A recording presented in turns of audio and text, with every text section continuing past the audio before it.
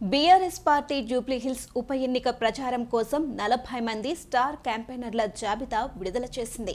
ఆ జాబితాలో మొదటి పేరు సహజంగానే కేసీఆర్. కానీ ఆ ప్రచారానికి వస్తున్నారని గ్యారెంటీ ఉందా? బీఆర్ఎస్లో కేసీఆర్ పేరు ఎప్పుడూ ఫస్ట్ స్టార్ క్యాంపెయినర్గా ఉంటుంది. అది సంప్రదాయం, గౌరవం, లాంఛనం. ప్రచారంలో ఆయన వాస్తవంగా పాల్గొంటారా లేదా అన్నది వేరే ప్రశ్న. ఈసారి సమాధానం స్పష్టంగా ఉంది. కేసీఆర్ జూబ్లీహిల్స్ ప్రచారానికి రారు. కేసీఆర్ రాజకీయ శైలిలో ఒక నిర్దిష్ట ప్యాటర్న్ ఉంది. ఉప ఎన్నికల్లో ఆయన నేరుగా ప్రచార రంగంలోకి దిగరు.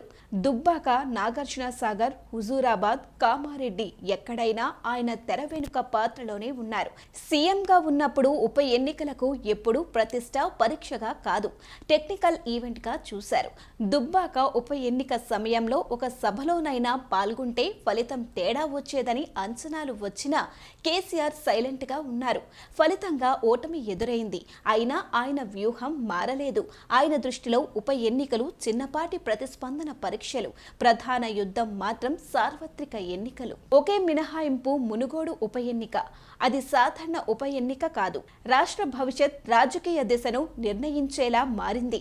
అందుకే కేసీఆర్ ఒక బహిరంగ సభలో పాల్గొన్నారు. కానీ అది వ్యూహాత్మక సిగ్నల్ మాత్రమే. రోజువారీ ప్రచారానికి ఆయన ఎప్పుడూ దిగలేదు. జూబ్లీహిల్స్ సీటు బీఆర్ఎస్ కి ప్రతిష్టాత్మకం. ఓటమి పార్టీ మనోబలాన్ని కుదించే ప్రమాదం ఉంది. సిట్టింగ్ సీటు కోల్పోతే బీఆర్ఎస్ కరిగిపోతోందనే మానసిక వాతావరణం ఏర్పడుతుంది. ఇదే కారణం వల్ల బీఆర్ఎస్ లోపల కొంతమంది నేతలు ఒక్క సభలో అయినా కేసీఆర్ మాట్లాడితే సరిపోతుంది అని అభిప్రాయపడుతున్నారు. కానీ ఇప్పటి వరకు సంకేతాలు స్పష్టంగా లేవు.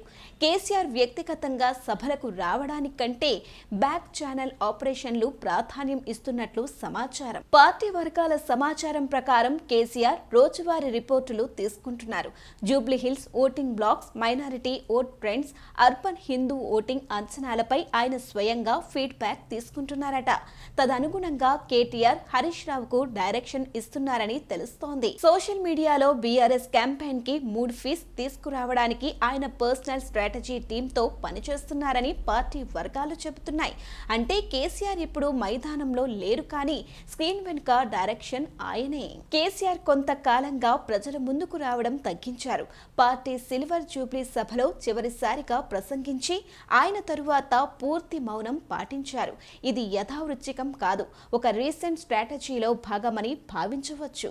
తదుపరి ఏడాది సాధారణ ఎన్నికలు దృష్టిలో పెట్టుకుని ఆయన తన ఇమేజ్ ను రీఫ్రెష్ చేసుకోవడమే ప్రధాన ఉద్దేశం.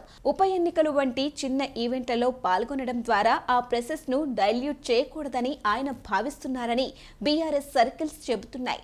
జూబ్లీహిల్స్ ప్రచారానికి కేసీఆర్ రారు, కానీ ఆయన లేరు అంటే వ్యూహం లేదు అని కాదు. కేసీఆర్ శైలిలో సైలెన్స్ ఈ స్ట్రాటజీ. తెరపై కనిపించడం కూడా ఒక రాజకీయ సంకేతం.